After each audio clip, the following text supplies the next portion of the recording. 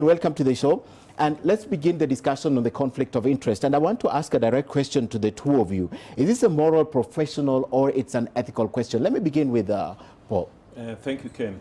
Ken, in my view, this is, I think, an ethical issue. Because if you look at Chapter 6, which really, in our Constitution, which really talks about who is a state officer and how a state officer should behave, you would find that senators are already state officers. They are there making laws, they are oversighting the counties, they are the ones who are watching over what the counties are doing, they are reading the reports, they are summoning these governors to come and appear before committees. Yes. Now you can imagine somebody who is summoning a county governor to come to the committee, and you have been interrogating these people as a Senate, and an issue comes up on maybe corruption, which is in court, and you are appearing for that person as a lawyer.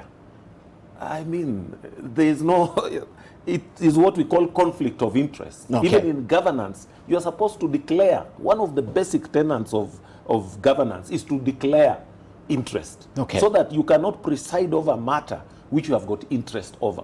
Now, when you see that somebody has been taken to court and a retinue of senators who are even holding positions, leadership, Positions in the Senate, yes, are the ones who are clamoring to represent and even making a mockery of the whole thing, automatically that is going into conflict, not just the individual, but even the arms of government. Okay. Yeah. Okay, I'll come back to you, but let me hear from Bilo. Bilo, what is this? It is moral, professional, or just an ethical question, same way he says it? Thank you, Ken. I think in my view, it's all. It's all of it.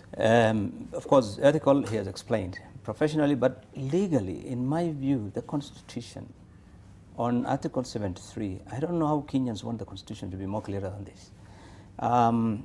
It's so clear what it says. Just listen to common simple language. A state officer, yeah, shall behave in a manner that avoids compromising any public interest in favor of a personal interest. The issue here is what constitutes a public interest. To charge a governor on corruption of the public resources that he's handling is a public interest issue. It's a major public interest issue. If you go out for a fee to defend that governor in a court, that clearly, you know, I don't know what else people want, how clear they want this thing to be, but it's in black and white, and I think it's a matter that, you know, like you said, I think the Senate needs to come out very strongly. But it is clearly a constitutional issue, and it's in black and white, and those people are in breach of the law, in my view. Okay, but then where would you want them to draw the line? Because at the end of the day, they're first lawyers before they become senators and members of parliament. How do you want them, or where do you want them to draw the line? Once they go to parliament, they should stop acting in court. No, I think the definition of a state officer, an officer who is on payroll of the government, cannot engage in another gainful employment. When you are representing a client in a court of law on a fee that is determined by government on a scale, really, you cannot say it's about, you know, about my profession. It's not about your profession. You are there to represent the people of Kenya in parliament, and you're earning money. You're paid. That time you're sitting in that parliament, you're on a payroll. So I don't think this thing can be more clearer. It's just a question of impunity, in my view. Impunity on the part of it's wrong. The lawyers. Impunity, and I think the lawyers' argument is a dumb argument. And I think they've always argued it. But I think, in my view, really lawyers cannot have their cake and eat it. I mean, no other profession is allowed to engage in a conflict of interest in this country. You cannot even supply these glasses to a company in which you are working, or to an institution, or to a ministry that you are working. You're told it's a conflict. You shouldn't. Even you shouldn't. Your But relatives do it. cannot supply. But here you are a government. You're on a payroll, and clearly you're involved in and then you say, you know me, I'm a professional lawyer. I'm a lawyer first. Yeah, I think that doesn't. But it's the bad habit we have cultivated in this country as Kenyans, because it looks increasingly lucrative and okay to do it. Because however much we want to look at this conversation right now, gentlemen, it's something that started I mean, it's not the first time. Look at James Orengo, for example. He's represented a governor in court over corruption. He's a senator and a senior one for that matter. Look at Philomena Mwilu and a leader, minority leader in the Senate. So it's not the first time. However, this debate is becoming so fierce right now that the Nairobi governor is before the court. Yeah, you know, Ken, one of the biggest problems that we are facing in terms of our constitution here is that we never operationalized Chapter 6 of our constitution. And even you look at Article 10 and Article 73, as he has mentioned, up to Article 80. That is under that chapter of integrity and all that. That was never properly operationalized. And that is what has made part of our systems to collapse. That today, the very same leader who will be saying, oh, we don't want politics in courts, we want, you know, the judiciary to do its work. When it suits you, you say that. When it doesn't suit you, you are the first one in court to show solidarity, to make a mockery. And yet, just a few days ago, you were saying, oh, we want DPP not to do this, we want him to go to court and do all this. If you look at all these crises that this country is talking about, they have been captured in the Constitution. In that chapter. But Chapter 6 was deliberately made the shortest in the Constitution. It was made with the politicians in mind so that they can circumvent it anyway. No, it captures all these things, but we need to give life. You know, the Constitution as it is a constitution, is a guiding document. But we need enabling legislation. Like today, when we are talking about amending the standing orders, it doesn't require anything. It is just the Senate or Parliament to sit down and say, the Constitution says there should be no conflict of interest.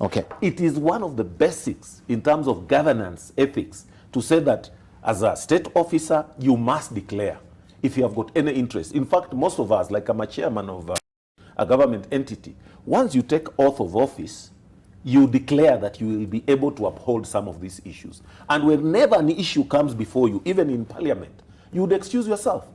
The standing orders would give you that opportunity to say, because I have got certain peculiar interest in this thing, either I will not participate or I'm declaring. Okay. You know, Ken. Yes.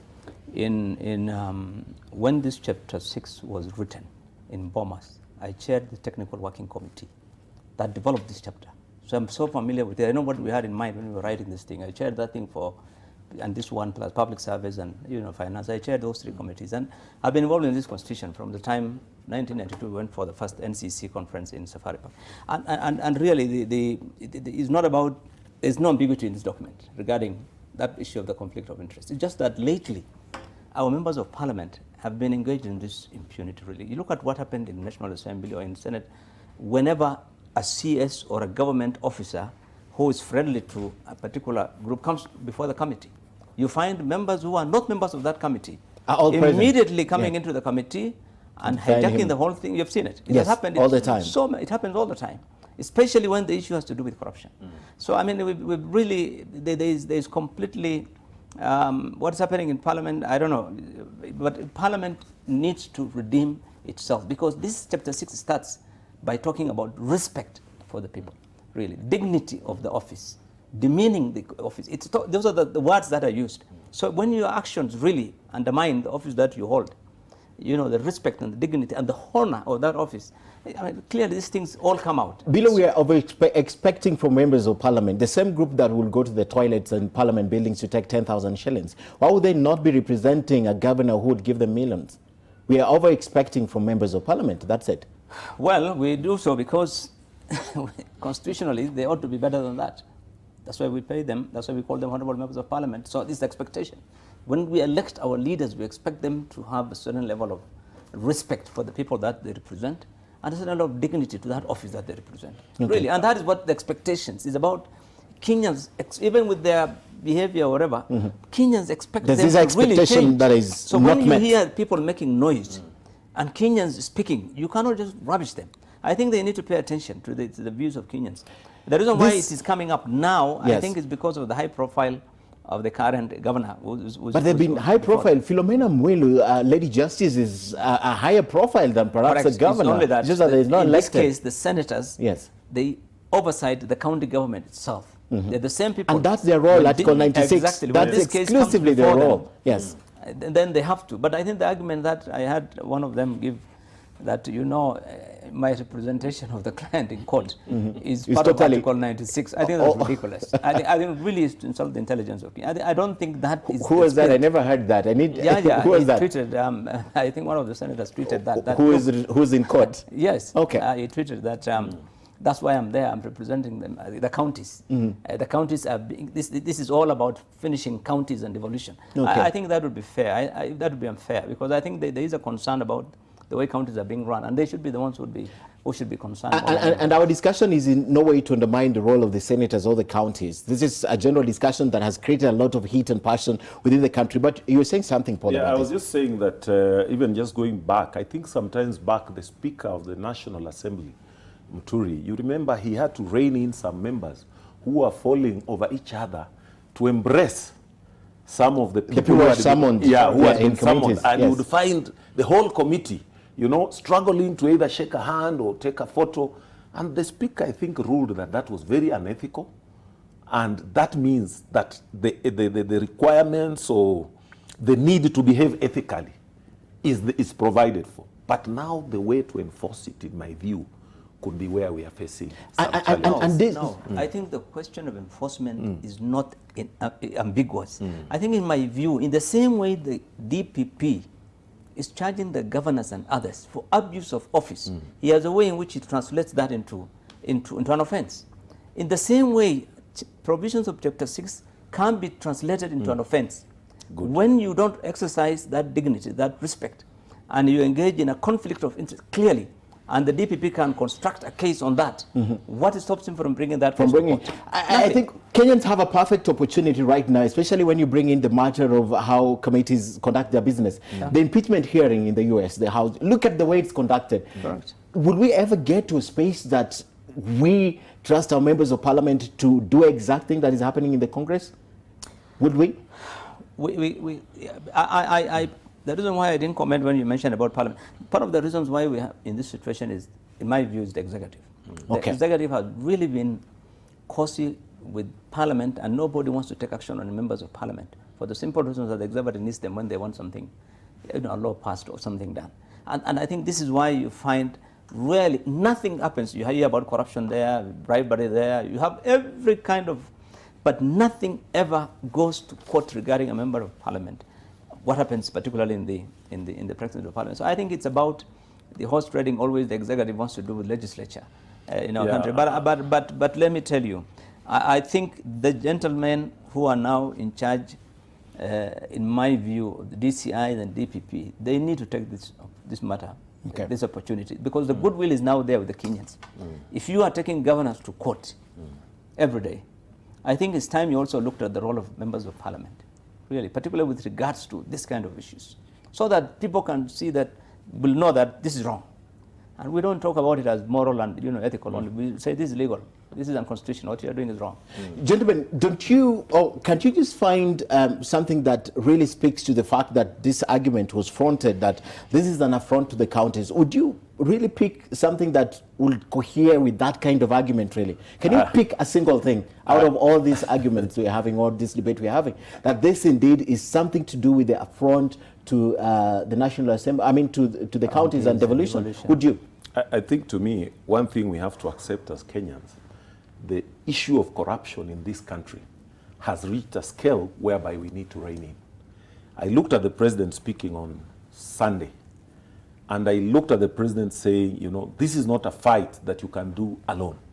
We need that collective responsibility. Okay. Now, having said that, what are the issues? What is this affront on the counties that we are talking about?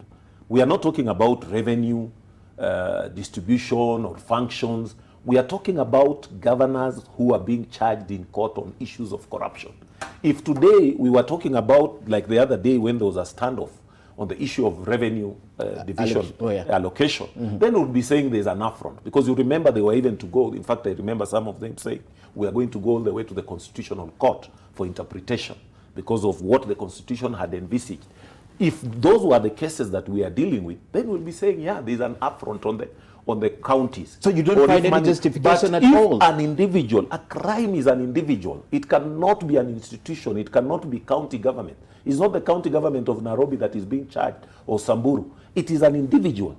And there is a charge sheet that the DPP gets and says, these individuals, I feel that the investigations that have been done, there is enough evidence for me to take them to court. How does that become an affront on the county? again, When governors are threatened with prosecution all the time, when governors can't work because they can't touch the public funds because at the back of their mind there's witch hunt, and if I'm not impeached by the MCAs, I'm likely to be taken to court because of impropriety. You know, when that threat continuously is at your back or on your back. No, I think, in my view, what the DPP has done is something remarkable as far as devolution is concerned. Because if you look at the reports of the Auditor General, every year there's no county among the 47 that the Auditor General does not talk about the plunder and the theft and the looting that goes on in the counties. The same thing, the misuse of, is always reported about by the controller, by every institution of watchdog has been publishing. So I'm surprised when somebody, especially the senators, would argue that, you know, this is undermining, these cases are orchestrated. The Auditor General has reported on each of these things. And by the way, the same senators have those reports lying on their desks waiting, and there's one of their committees, like the Public Accounts Committee, are the ones investigating all these things. And they have been summoning all these governors on these issues. Okay. So when now the DPP, and we have been, I chaired, Ken, the Senate Finance Committee in the previous Senate. And we recommended at least 7 or 8 of the petitions that came before us. We recommended prosecution to the DPP in respect of those counties. But of course, those days, I think there were no actions being taken by the DPP's office. But you can imagine the level of misuse and misappropriation of public funds that are reported by Auditor General, and which senators themselves are unearthing in their committees. Yes. And then now, when action is taken, you say, "Oh, you're undermining devolution." I think we really. Gentlemen, I need to take a quick break. We'll be back with this discussion.